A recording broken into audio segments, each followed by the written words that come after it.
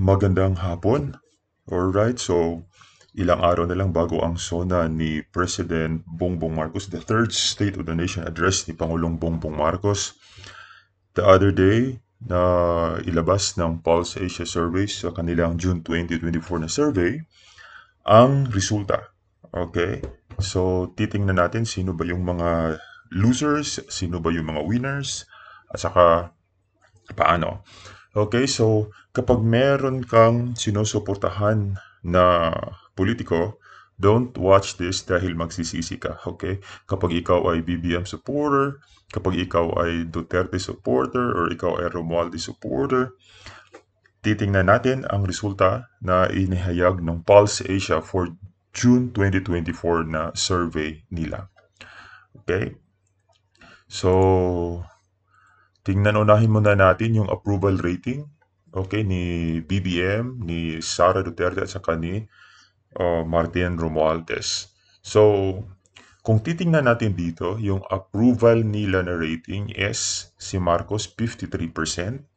Yung mga nag-disapprove sa kanya, totally na disapprove sa kanyang ginagawa is 19%. Sara Duterte is 69%. Yung disapprove is 9%. Ferdinand Martin Romualdez, 35% lang ang kanyang approval. Yung disapproval niya is 25%. Kung titingnan natin yung undecided dito, yung kay Martin, meron ding 45% na undecided. Kay Sara, 22%. Kay Ferdinand Marcos, 29%. So, yung may malaking approval rating is ang Vice President. Sara Duterte, that's 69%. Yung pinakamalaking disapproval na rating is that's Romualdez. That's 21%. So, dito, kulang si BBM. Nasa ano siya? Nasa gitna siya. Kaso, ito ay bumaba siya ng the previous survey nila. Bumaba siya ng 2 points. Ito naman si Romualdez, I guess, tumaas siya ng 4 points.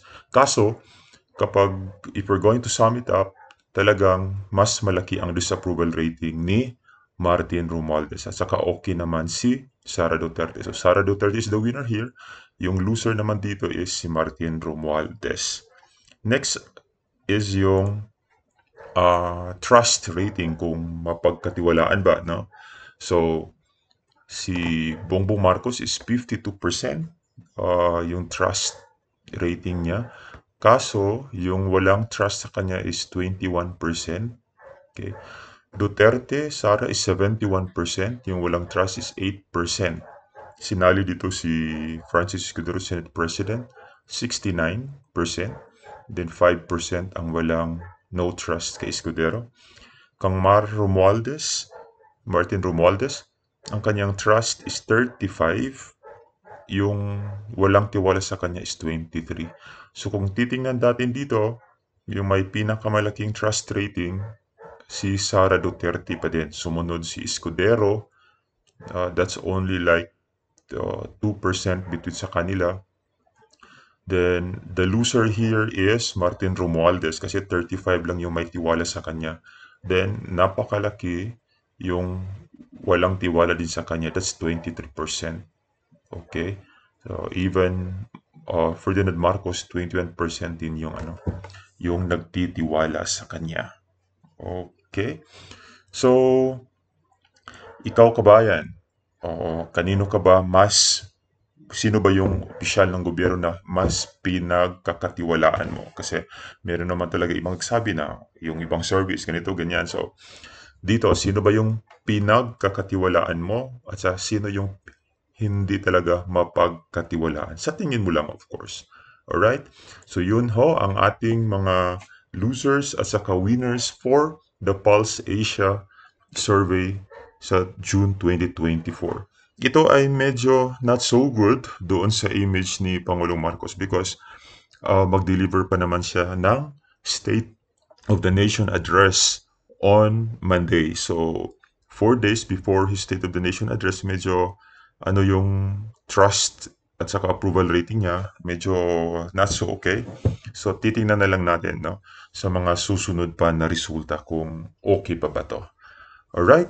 So, maraming salamat at sa nasabi ko na kanina, kung ikaw ay isang supporter, no, dito, uh, magsisisi ka talaga kapag BBM Duterte. Kasi medyo itong si Romualdez medyo mababa talaga, no? Si BBM naman medyo baba pero hindi masyado. While Duterte just maintained ang kanyang rating, no? Siya pa din yung parang winner sa kanilang tatlo. At saka Romualdez naman yung loser sa tatlo. Anyway, alam naman ang politika sa Pilipinas is very ano yan, fluid, no? At saka ang lahat ng mga kabilang ang DepEd, kayong mga teachers, we are always, no? You are always mandated na dapat magiging neutral. Stay neutral, walang pinapanigan. According to GMA, walang kinikilingan, walang pinapanigan kasi teacher nga, no? Ang mga teachers ay mga uh, employees ng gobyerno dapat neutral. So, ganon. That's part of sa inyong, anong tawag natin doon?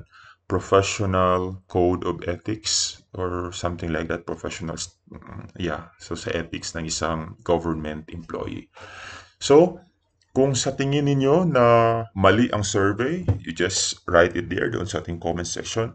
Kung sa tingin nyo naman na tama yung survey. So, kung approve para sa'yo, kasi hindi naman siguro lahat na survey ng Pulse Asia, no, o nabigyan ng chance para yung gusto mong kandidato is yun ang lagyan ng puntos doon. So, para malaman din natin kung ikaw ba ay kanino or sino ang sinusuportahan mo.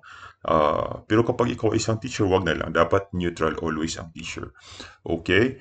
So, um, comment sa baba kung approve sa iyo yung resulta na ginawa ng Pulse Asia sa trust at saka approval rating. Bago tayo magtapos, again, let's take a look at it again. So, dito sa approval rating, Marcos 53%, Sara 69%, Martin Romualdez 35%.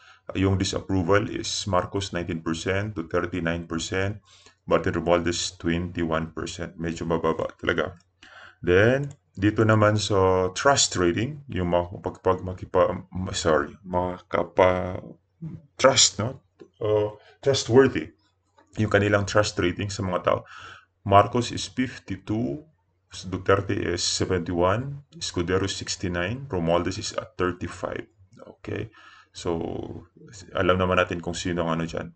Dito naman sa walang trust, hindi mapagkatiwalaan, Marcos 21, Duterte is 8, the Escudero is, no, Duterte is 8, Escudero is 5, Romualdez is 23. Okay, pero meron pa mga undecided. Pwede yan mapunta dito sa kabila or dito sa kabila. Alright, so yan lang muna for today. Magandang araw sa lahat.